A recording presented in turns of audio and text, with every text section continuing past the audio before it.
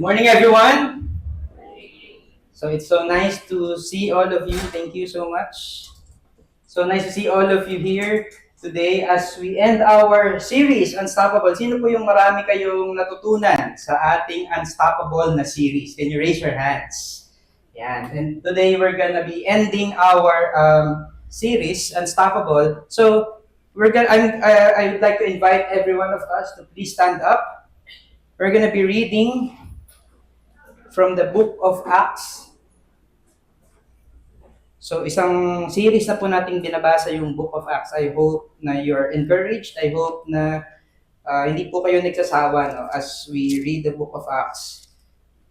Ako po, one of my favorite book is the Book of Acts. So Acts 17, starting from verse 22 hanggang verse 31. So verse 22 hanggang verse 31. So if you're there, can you shout, Unstoppable! Alright, so let's read. So Paul, standing in the midst of the Areopagus, said, Men of Athens, I perceive that in every way you are very religious.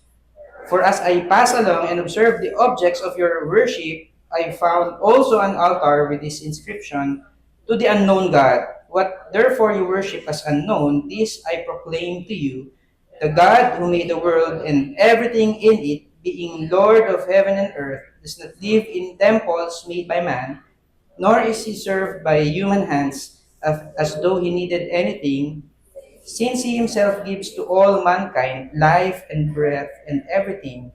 And he made from one man every nation of mankind to live on all the face of the earth, having determined allotted periods and the boundaries of their dwelling place, that they should seek God and perhaps feel their way toward Him and find Him. Yet, He is actually not far from each one of us, for in Him we live and move and have our being. As some of your own poets have said, for we are indeed His offspring. Being then God's offspring, you ought not to think that the divine beings like gold or silver or stone, an image formed by the art and imagination of man, the times of ignorance God overlooked.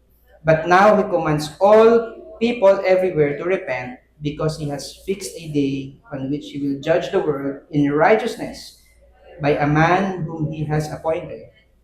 And of this He has given assurance to all by raising Him from the dead. Let's pray. Lord, we want to thank you, God, for your word, which is so powerful, which has the ability to shape our hearts, our minds, the way we live, our beliefs. And I pray, God, that it will exactly do that. Change us, transform us, so that we're going to be aligned to your will, so that, Lord, we're going to be willing to do the mission for which you have called us and meet us to be, Lord. Thank you, God. In Jesus' name, amen. So, pwede na po tayong maupo.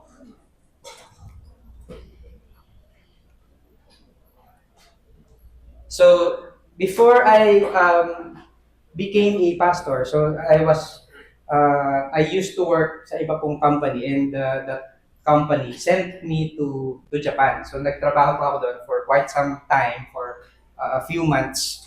And one day, so weekend, yun pong mga kasama ko sa work, nagkayayaan po kami, let's play basketball. So, tatlo po kami. So, now, shooting lang. Nagsushooting lang kami. So again, nasa Japan po kami nito. May nakita po kaming court sa isang park. Nagsushooting lang kami. Until nilapitan po kami ng dalawang Japanese. Naghamon. Suntukan. Hindi po. Naghamon, basketball daw. So syempre, pinatulan namin, di ba? So naglaro kami ng basketball. Alam niyo po kung ano yung nangyari? Nilampaso namin. Natalo kasi kami. So naglampaso na lang kami ng sahig. But kidding aside, nanalo po kami, and sabi ko, di ba, tatlo kami. Yung isa po doon, yung office mate ko na hindi naglaro, sabi niya, pang-international pala kayo eh. Di ba yung mga, oo nga no, parang pang-international ako, yun lang po yung tanging game na may kalaro akong international. And I want to tell all of us here, alam mo ba, pang-international ka, can you tell the person beside you, pang-international ka? Ayan, yung iba parang hindi kayo convinced. Sabihin mo sa kanya, pang-international ka. And it's not my idea. It's actually from the book of Acts. Ito po yung we have been talking about in the Unstoppable series. In Acts 1:8, you know this, but you will receive power when the Holy Spirit has come upon you. And ano po yung mangyayari as we receive that power coming from the Lord? We will be witnesses saan? Sa Jerusalem lang ba? Sa Bulacan lang ba? Sa May Kawayan lang ba? No, the Bible tells us na we're gonna be witnesses in Jerusalem, in all Judea and Samaria, and kaya ko nasabing pang international tayo, it's because up to the ends of the earth, we can be witnesses. So, convinced na ba kayo? Pang-international po tayong lahat. Tama po ba yan? Amen, di ba? So, this is what we're gonna be talking about today. So, ang title po nitong preaching na to is Gospel to the Nations. And that's exactly what the Lord wants us to do. And what I want you to understand, na hindi lang po tayo tinawag in our own Jerusalem. Or dito lang, local lang, May Kawayan, Marilao, Ubando lang, or Bulacan lang, hindi ganon. But the Lord has called us to go out in our Judea, in our Samaria, and even to the ends of the earth.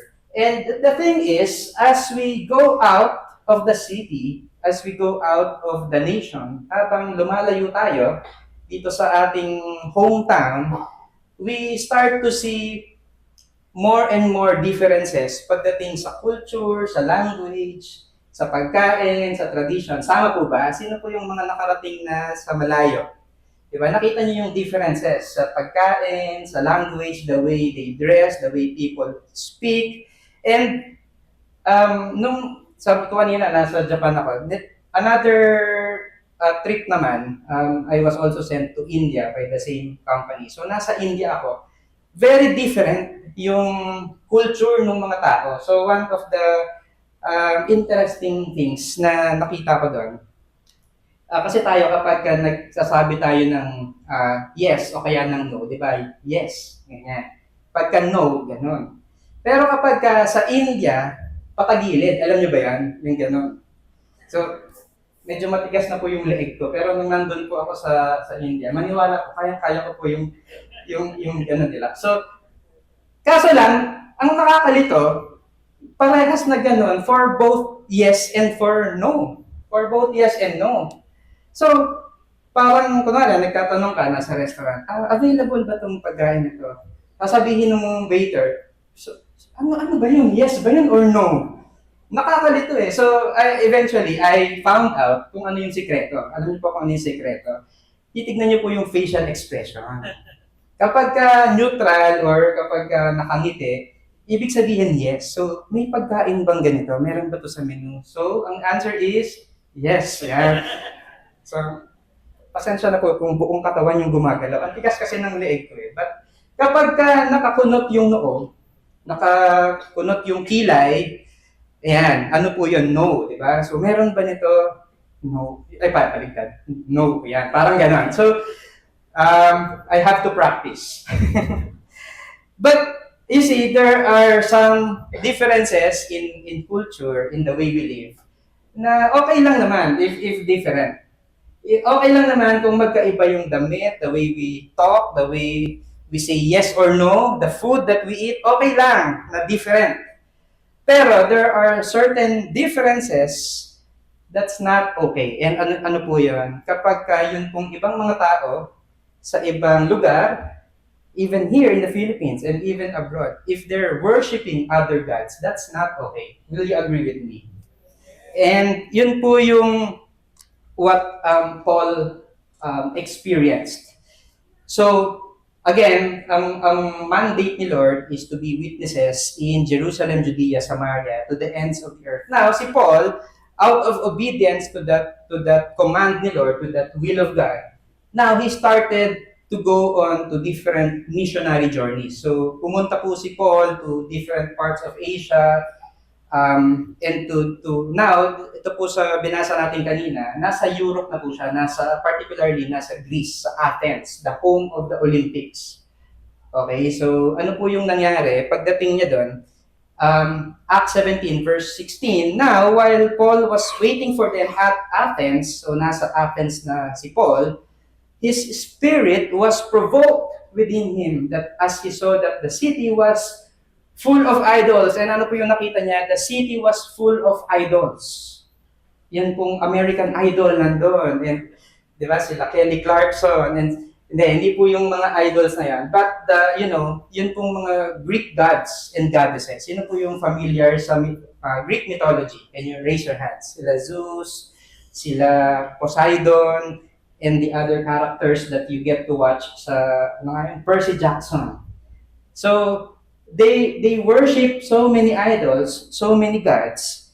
And the question is, kapag ka po naka-encounter tayo, maybe here in the Philippines or maybe abroad, na yung ibang mga tao, they're worshiping other gods, or maybe not a literal god or a statue, but they're under idolatry, which means that there's something that takes the place of God, like what? Like money, like fame, like power. Kapag ka meron ng idolatry, ang question, how do we respond? How do we respond? How should we respond as Christians? And that's what we're gonna be talking about today. So para po mas madali nating matandaan yung pong message that I'm gonna share to all of us, ano po to? Nilagyan ko ng ABC. Okay? So para po madali nating matandaan. ABC. So, letter A, ano po yung gagawin natin? We're gonna seek alignment with God. So, A is for alignment. Alignment with the Lord. So, we're gonna go back to Acts 17, verse 16. Now, while Paul was waiting for them at Athens, ano po yung nangyari? His spirit was provoked within him. As he saw that the city was full of idols. There's a lot of idols. People are worshiping so many gods, different gods, other than the real God. And ano yung nangyari? His spirit was provoked within him. In other translations, he was deeply troubled. He was burdened. He was bothered. In fact, in yung ibang translations, he was angry. Even angry that the people are worshiping so many gods. And ang question ko po sa atin is that whenever we encounter a culture or whenever we encounter people, again, regardless of whether it's here in the Philippines or in another nation, whenever we encounter people who are under idolatry, ang question sa atin, are we even bothered? Are we deeply troubled? Is our spirit provoked within us? And again, so going back to one of my trips. So nasa Japan po ako, a few weeks, so I stayed there for several months. A few weeks, bago po kami umuwi, yung Japanese ko na boss, nagyaya na bago kayo umuwi, ipapasyal namin kayo. And so, eventually, nag-set sila ng date, tapos pinag-drive nila kami. So, sumakay kami sa kotse without really knowing kung saan ba tayo dadalhin nito. Hold up, ay kinid na pala ako. But eventually, yun pong pinagdalhan sa amin ay ito pong place na ito. This is called Todaiji Temple. And ang ganda niyan, ang laki. Pagka po nakita niyo yan, ang maganda po yan, malaki. However, when you go inside, it's actually the home of one of the biggest Buddha statues. Pagpasok niyo sa loob, ang makikita niyo po doon ay isang napakalaking statue ng Buddha. And people are doing what? They're praying. They're worshiping Buddha. And so this was 2012. Medyo matagal na. So I barely remember. But I keep on asking myself, I keep on trying to remember, nung nakita ko ba yung malaking Buddha, was my heart bothered? Was my heart troubled? Is my spirit provoked within me that other people are worshiping this false god?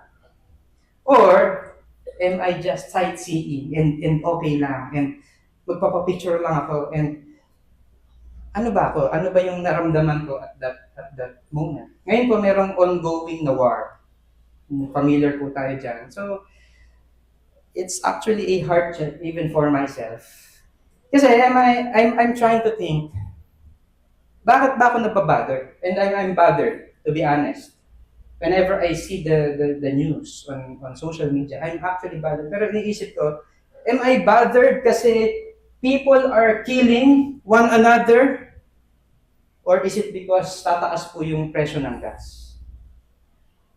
Baka naman selfish lang pala ako, no? Pero kung hindi naman pala tayo affected, kung hindi naman pala tataas yung gas at yung mga bilihin, at wala naman talagang effect sa atin, will I still be bothered? And so I'm asking us to check ourselves. Are we even bothered if other idols take the place of God? If other things or if other gods or goddesses take the place of God, are we bothered? And so that's why, sabi ko nga, ano yung gagawin natin whenever we see this? We're gonna seek alignment with God. Seek alignment with God. Because that's what we want to happen. Na hindi lang tayo basta walang pakialam, wala lang, total hindi naman tayo affected, nasa ibang lugar naman yan, tapos wala lang sa atin. I hope not. I hope na we're gonna be bothered if the name of Jesus is being dishonored. I hope na we're bothered if people are worshiping other gods, if they're serving other idols. I hope na we are bothered by that. And so how do we align ourselves with the Lord? We want to abide by the word of God. We want to let the Holy Spirit change us and transform us. We want to walk with the Holy Spirit. And we also want to participate in the mission of God. Yun pong brother-in-law ko, last Wednesday, he attends Victory Pulilan, by the way. So, yun po mga campus missionaries ng Victory Pulilan, last Wednesday, they had an event, a campus outreach in the campuses in Pulilan. And umattend po yung brother-in-law ko doon. So, he was there, he volunteered, and noon pong Thursday, nagkita po kami, and he was telling his story. Ang sabi niya, kaya pala ganun yung mga kagigil, yung mga campus missionaries to do their calling, to do their jobs. It's because he understood the burden that the students feel. Galing sa broken families, and walang mga fathers, and they're struggling with so many issues. And ano po yung na-produce sa kanya? Na-produce po sa kanya yung burden. Ang gagawin niya during the break, kasi whole day activity yun eh. So during breaks, what he will do is he will go to his car and iiyak lang po siya doon because his heart was really broken sa buhay ng mga estudyante. And that's what we want to do. We want to be aligned with the Lord, na kapag ka nakakita po tayo ng mga ganito, worship of other gods, kapag ka naka-encounter po tayo ng mga brokenness ng mga tao sa paligid natin, I hope na wala lang po tayong pakialam. I hope na our heart is burdened. I hope na our hearts are bothered. Now, we get to do something about it.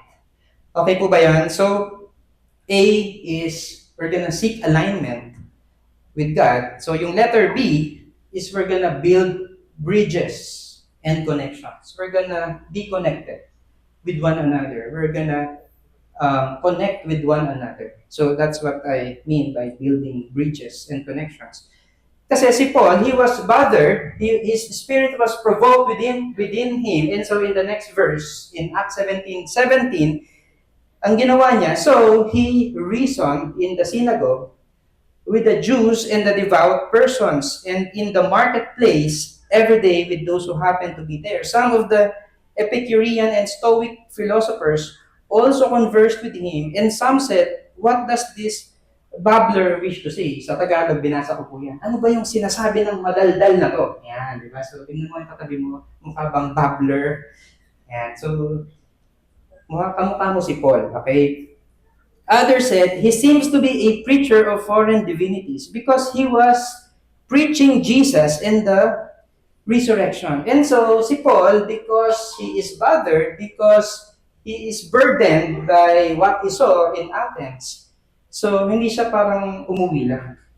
Parang, sige ba, wala na nga kayo. Total, wala namang epekto sa akin yan. So hindi niya ginawa yan. Ang ginawa niya is he started to build bridges and connections. He reasoned with the Jews and the devout persons. In verse 18, he conversed with the philosophers, yung mga Epicurean and Stoic philosophers. Yun pong katabi niya, tignan niya pong mukhang philosopher. Yan. Kasi kapag ka sa English, parang ang talino tignan di ba? Parang ang talino pakinggan, philosopher. Pero pag Tagalog, di ba, parang philosopher, parang iba yata yan, di ba?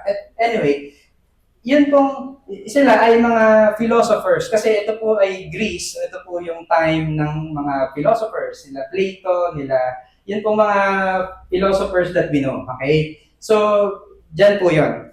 So, there are Epicurean and Stoic philosophers. So later we're gonna talk more about them.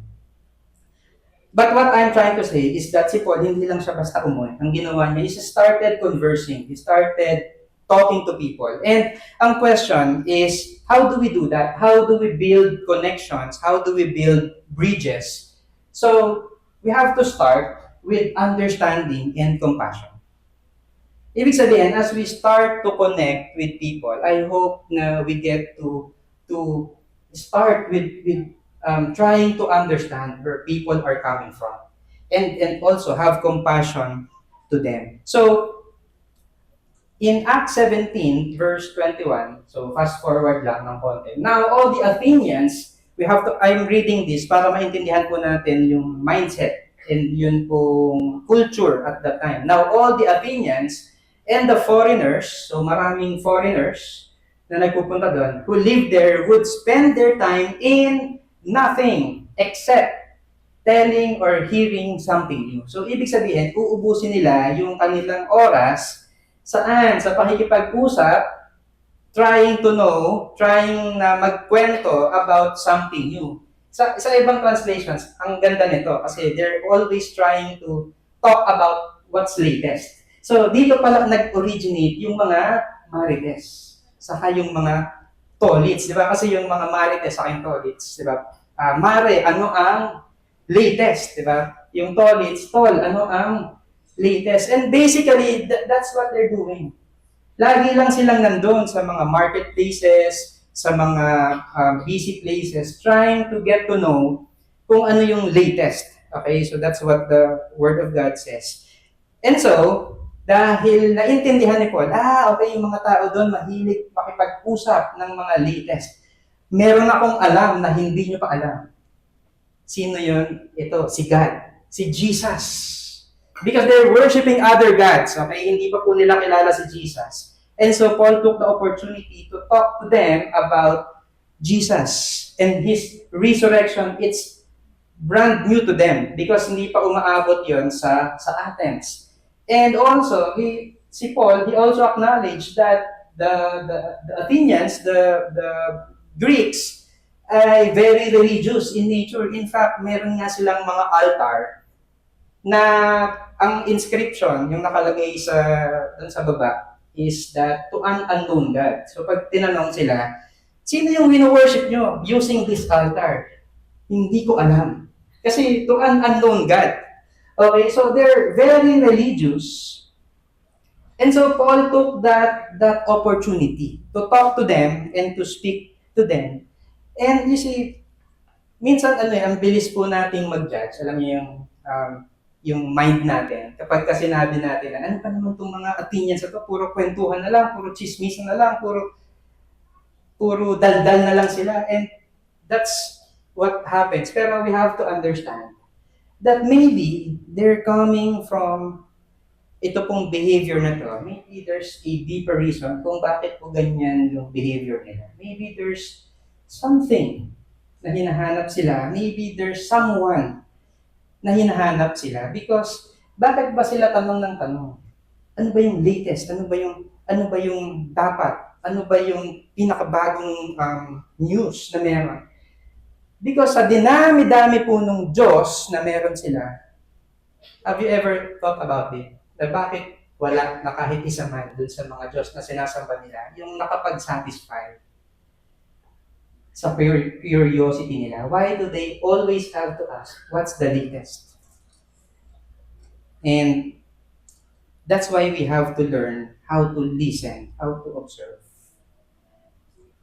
And alam niyo po, some of us here, probably kayo po ito, some of us here, you came here because just like the Athenians, you're actually looking for something.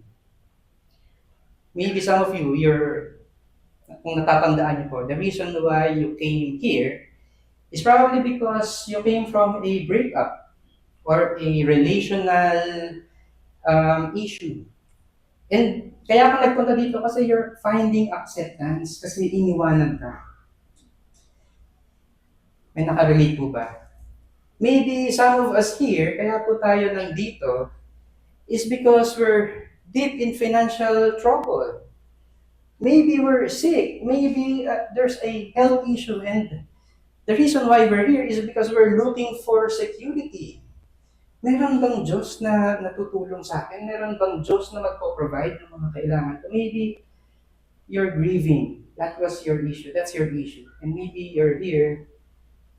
You came here because you are actually grieving and you're looking for what? For comfort. And we may be looking for a lot of things. Maybe that's purpose. I remember, kaya po ako unang umattend ng church sa Los Baños, Victory Los Baños. It's because I was looking for acceptance. I was looking for friends. Kasi I was new to that place, to that campus. Wala akong masyadong kakilala. I was looking for friendship. I was looking for people to be with me. That was my need. I was looking for somebody who will give me wisdom kasi gusto kong pumasa sa mga exams and sa mga subjects. That was my need at that time. Pero probably kayo po, meron kayong ibang need. And guess what? I hope na hindi po kayo umuwi without building bridges and connections. Why? Well, it's not because yung mga tao po dito ang answer to what you're looking for. But we know someone who is the answer to what you're looking for, and that is Jesus. So okay po ba yan? If you are that person, you're looking for something, you're probably new here, please don't go home without building connections, without talking to us. We would really like you to find out what you're looking for in Christ. Okay po ba? And for the rest of us who has already found what we're looking for in Christ, pwede po bang wag din tayong uuwi without talking to someone na probably kailangan nila si Jesus? So can I ask the Victory Group leaders, can you raise your hands? And raise your hands, please. Victory Group leaders, interns, diba? Our serving team members, can you raise your hands? Itaas niyo po, wag po kayong mahiya. Yan, tignan niyo po kung if you're not yet connected to anyone. Ito po yun, please connect. Please build that bridge. And tayo naman po, again, tayong mga nagtaas ng kamay, tayo pong mga nag-lead na, and matagal na po tayo dito. Let's also build connections. And again, we're trying to do that, not to judge, not to be judgmental. Ikaw kasi, kaya ka nagbaon sa utang kasi gastos ka ng gastos. Hindi po tayo nandito to judge. But we're actually here to understand and to love people. We start with understanding and connection because maybe yun po yung nakikita nating behavior, pero I'm sure that there's a deeper brokenness inside the person. And that's why I hope na we can, alam niyo yun, without judgment, connect with one another, to pray for one another, to encourage one another. So we're gonna be starting with understanding and compassion. We're gonna also be available and consistent. Make yourself available. Make yourself consistent. In Acts 17, so si Paul reasoned in the synagogue with the Jews and the devout persons. So nagsimula siya sa synagogue, pero hindi lang po siya nagstay sa synagogue. He also went to the marketplace, a Facebook marketplace. Yan, so hindi. to the actual marketplace, every day, he's gonna be there. Anong gagawin niya? To talk with those who happen to be there. So kung sino yung nandun, kakausapin niya, and ito pong marketplace, ito po yung place where people are, where people gather, where conversations happen, where life happens.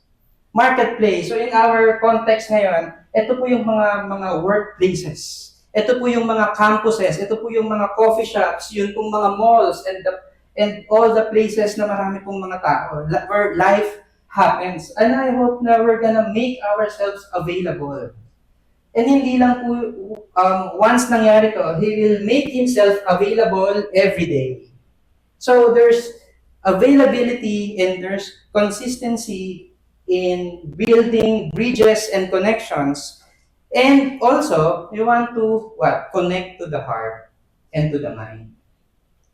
So you want to connect to the heart and to the mind. Ibig sabihin, when we talk to people, when we engage people, hindi lang po tayo makikipagkwentuhan lang. Tapos, makikichismis lang tayo. Ano nga yung latest, di ba? Kung ganun lang din yung sasabihin natin, eh, may mga kausap na sila, di ba? So, nandun na yung mga other philosophers. So, nag-uusap na sila about that. But intentionally, what we're gonna do is we're gonna speak and connect to the heart and to the mind. We're gonna try to discover ano ba yung nasa heart mo? Ano ba yung what's really on your mind? What's really bothering you? What you're really looking for? Because we want to point them to Jesus Christ. So, yun pong ginagawa ni Paul in 1 Corinthians chapter 9, verse 20.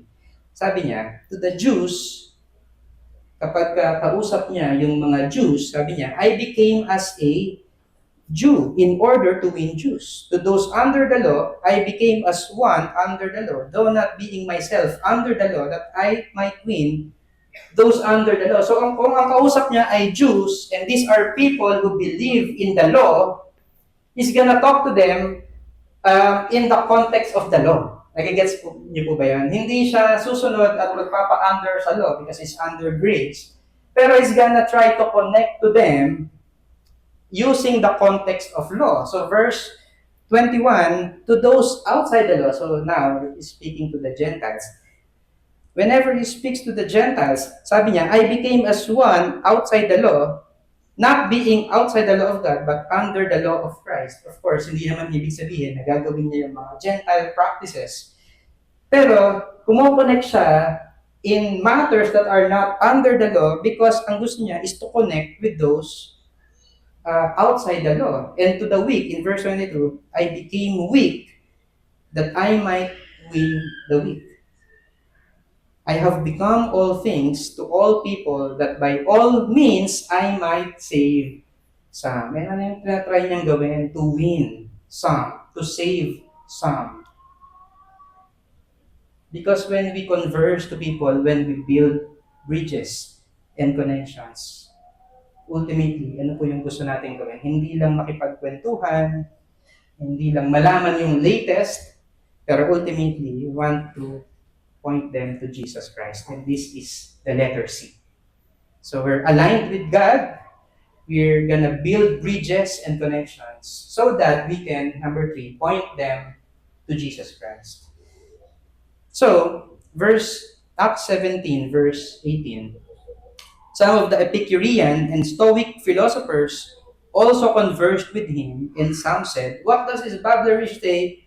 Others said, he seems to be a preacher of foreign divinities because he was preaching Jesus and the resurrection. So he was already preaching Jesus and the resurrection.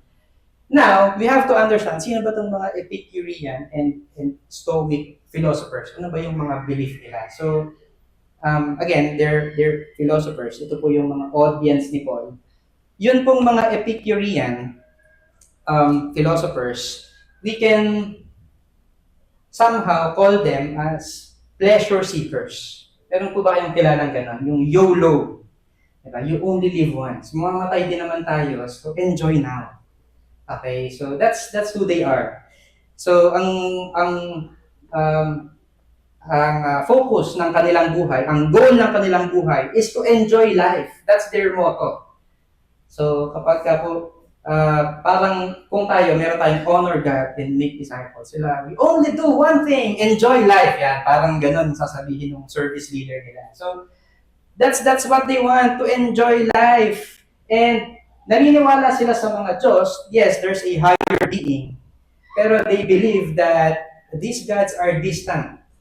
Basta tayo mag-enjoy lang tayo. Yun lang yung gusto natin gawin. So they are pleasure seekers. On the other hand, yun namang mga Stoics, ito naman yung mga moralist, mga disciplined moralist. Ibig sabihin, bawal tayong maging masaya. Kailangan, ang goal ng buhay natin is virtue. Ang goal ng buhay natin is just to endure life. So that's their motto. So yung isa, enjoy life, yung Epicureans. Yung Stoics, endure life. Kapag ka merong mataas yung gas, huwag mong isipin yan, i-endure mo lang. Ganon, di ba? Kapag ka merong opportunity na ma-promote, huwag kang masyadong maging masaya, huwag mong kabulin yan. Dapat i-endure mo lang kung ano yung meron ka ngayon. So, nagigets nyo ba yung difference? So, medyo magka-opposite sila in terms of belief. So, Paul understood kung sino yung kausap niya. So, ano yung ginawa niya? Ayan, ito pala yung mga pictures nila. So, Paul, standing in the midst of the Areopagus, said, "Men of Athens," so he started talking, he started conversing, he started to connect with their hearts and with their minds. Ang sabi niya, "Men of Athens, I perceive that in every way you are very religious.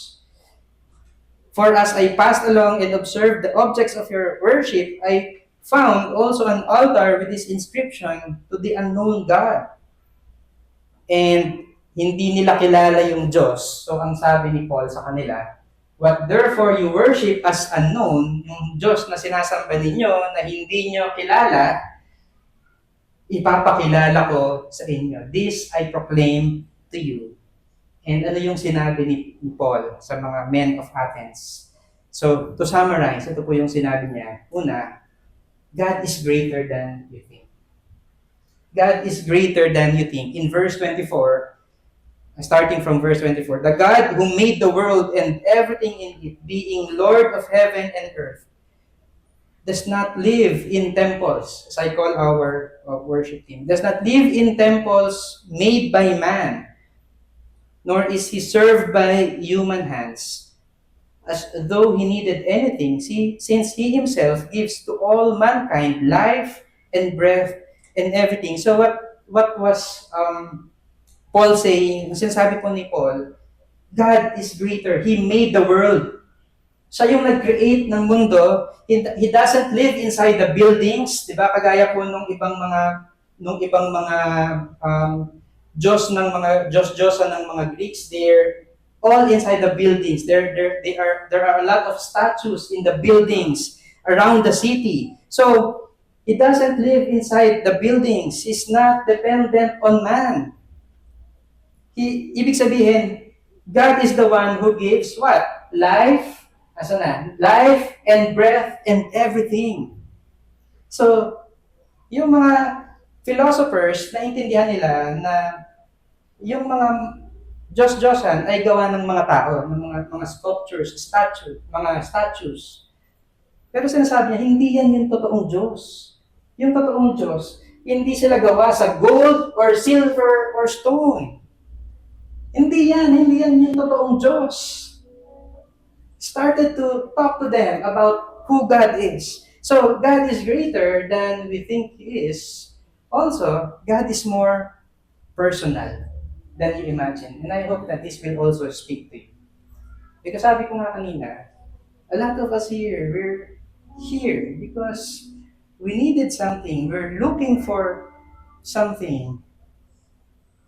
Pero, we fail to realize that God is more personal than we imagine. We think that God is present, and yet we think that He is a distant kind of God.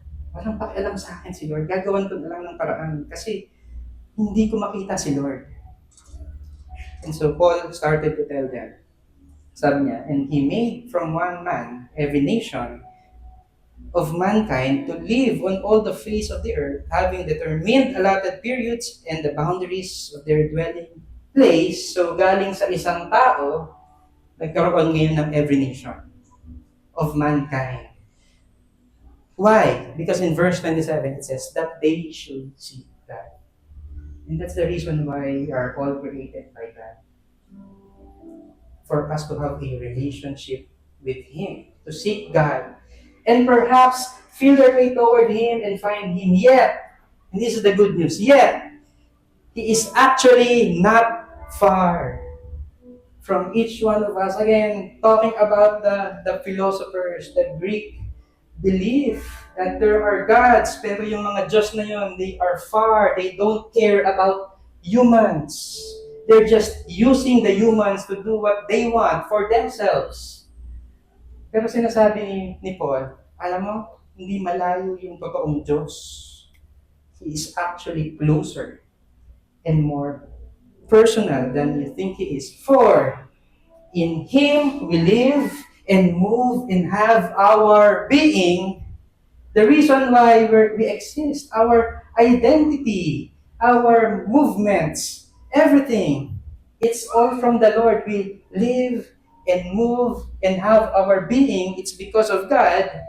As even some of your own poets have said, tingnan nyo to for we are indeed His offspring. Kasi nga, pala silang, ang idea nila is walang pakialam yung Diyos sa kanila. That God is a distant God. That the gods that we have, they are all distant gods. Pero sinasabi ni Paul, alam mo ba, we need God more than we think we do. Alam mo ba, yung identity mo, galing yan sa Diyos. In fact, you're not just a someone to God. You are His offspring. He is our Father. He is more personal to us than what we think He is. Maybe the longing in your heart for some of us, for all of us who are actually looking for that something. Listen, the longing in our heart, you will not find it anywhere else. You will only find it in God. He is a personal God. Maybe the reason kung bakit hindi tayo masatisfied sa mundo is because we're trying to find a lot of things that we need, that we think we need from many different sources. My hope na we get to realize that only God, the real God, will satisfy us. And so in the next part of what he was saying that God is calling us back. There's a call back to Him. The times of ignorance, God overlooked. So, merong mga times na you're worshiping other gods, and God has had mercy on all of us. God overlooked those times. But now, listen, He commands all people everywhere. It's not just the Jews, it's also the Gentiles, the people everywhere. That includes the Greeks. That includes us to repent. And when we talk about repentance, it means coming back to God, to the one who made you. Kung ngayon, you're worshiping a lot of gods, you're looking for your purpose and your significance and your security and all of that from these gods, well, what Paul was saying is that go back to God, the one true God, because He has a fixed day on which He will judge the world in righteousness by a man whom He has appointed, and of this He has given assurance to all by raising Him from the dead. And so there's going to be a time for what? For judgment. And we're all going to answer to God. And sino po yung mag-judge sa atin? This man who was raised from the dead. He was talking about Jesus. Alam niyo po yung mga Epicureans and the Stoics, ang nangyari, they were offended. In verse in the next verse. Um, Now, when they heard of the resurrection of the dead, because Paul was talking about the resurrection of the dead, some mocked. Some mocked. They did not believe Paul. Bakit? Kasi for the Epicureans, kaya nga sila pleasure seekers, kaya nga sila YOLO. Kasi one day mamamatay tayo. So ngayon, gawin na natin lahat ng gusto natin. Yung death, kapag ka namatay, wala nang afterlife. Wala na. The death is the end. Sa mga Stoics, baligtad, di ba? Kaya nga tayo nagtitiis ngayon eh. Kasi, pag namatay tayo, wala na. Yun na yung ultimate fulfillment. Yun na yung ultimate na rest natin. Kasi, wala na. Kaya nga tayo ngayon nagtitiis. Tapos sasabihin mo, may resurrection, edi maghihirap na naman kami. So for them, they did not understand what Paul was saying. Pero ano po yung sinasabi ni Paul dito? Is that God is calling us back. And we cannot go back to God without the resurrection of Christ. You see, because of the resurrection, death has no final say. It's not the end. Death doesn't have the final say. Mamaya, we're gonna baptize people. Sino po yung magpapabaptise mamaya? It reminds us that the old is gone, but the new has come. There's a resurrection. The new has come.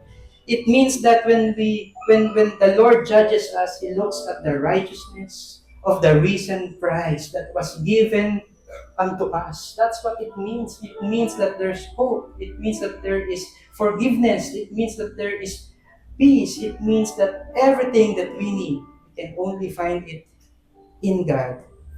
And so God has called us back to Himself. And we cannot find that apart from Jesus Christ.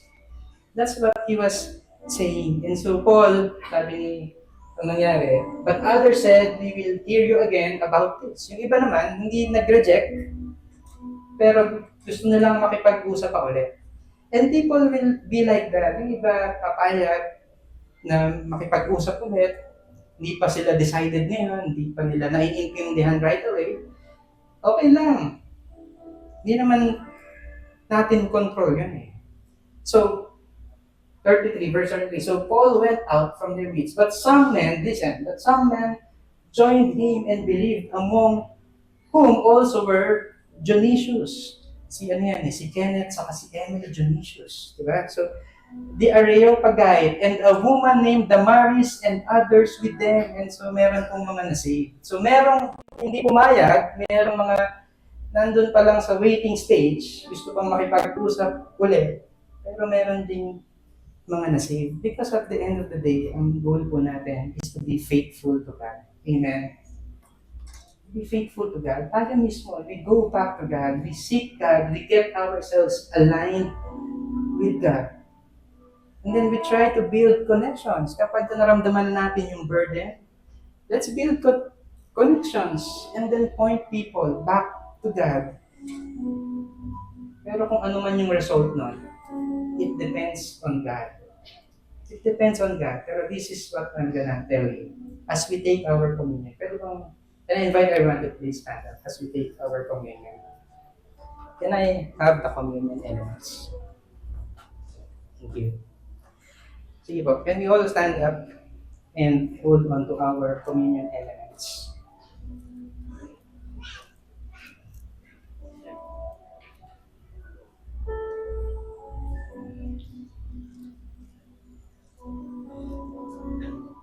Bakit meron tayong confidence to trust God na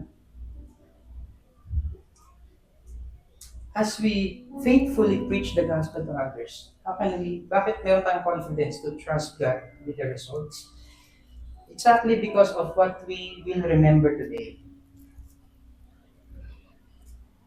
Bakit ba natin ginagawa yung communion? We remember Jesus Christ. si Jesus Christ, kung meron ng may pinaka-matinding burden and obedience and alignment to the will of God, it's none other than Jesus Christ. On the Garden of Gethsemane, Jesus was praying. Sabi niya, Lord, if it's possible, take this cup away from me. Pwede bang hindi na ako mag-go through ng death, ng crucifixion? But ang prayer niya is that, Lord, let your will be done.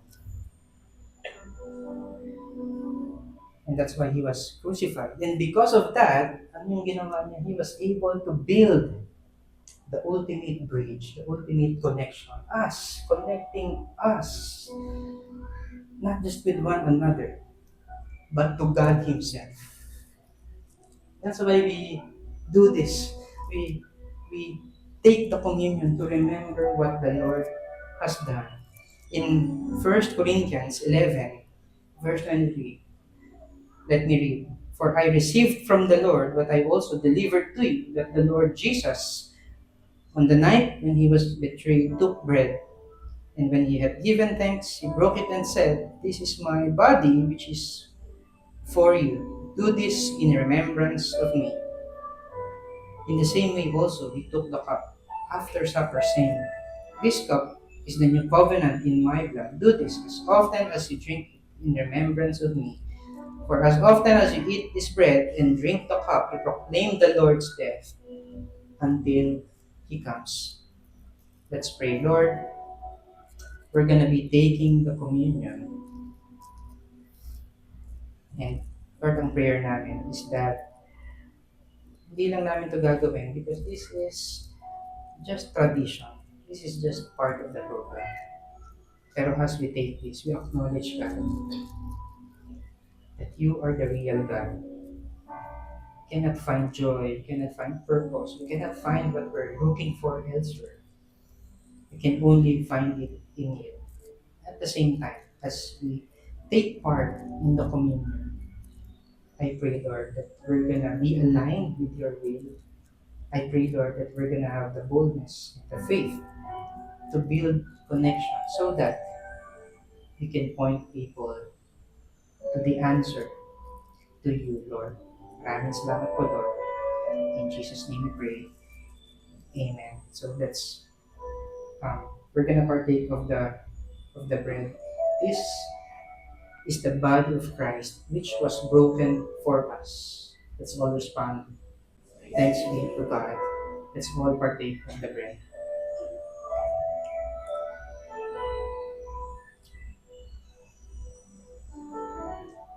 This cup represents the blood of Christ, which was shed for us. Let's all respond. Thanks be to God. Let's all partake of the cup.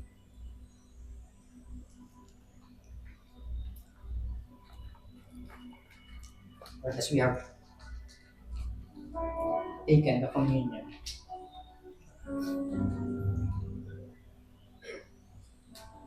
may we be drawn closer and closer to you. May we be more obedient to the call that you have given all of us to bring the gospel to the nations. Thank you, God. In Jesus' name we pray. Amen. Amen. Let's all worship God.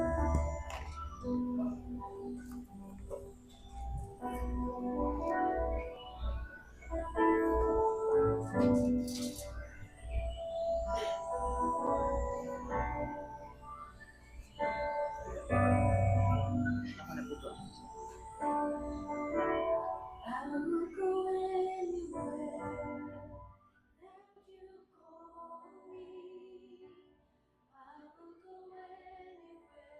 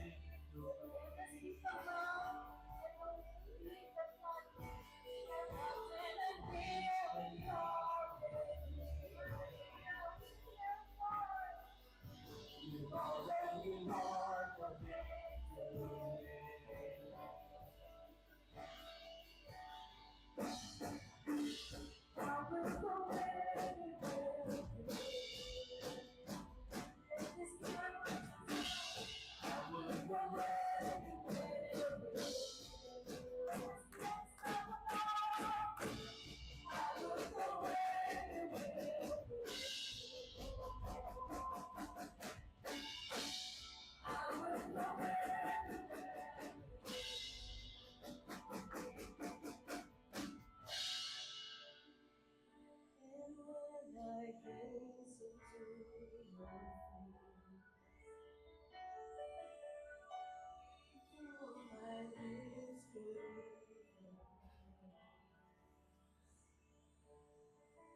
Oh, let the words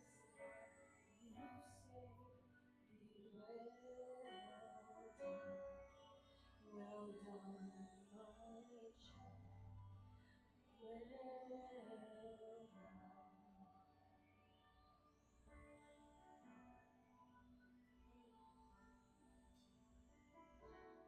I will go anywhere that you call me. I will go anywhere with you. Fear has lost its hold. You go before me. I will go anywhere with you.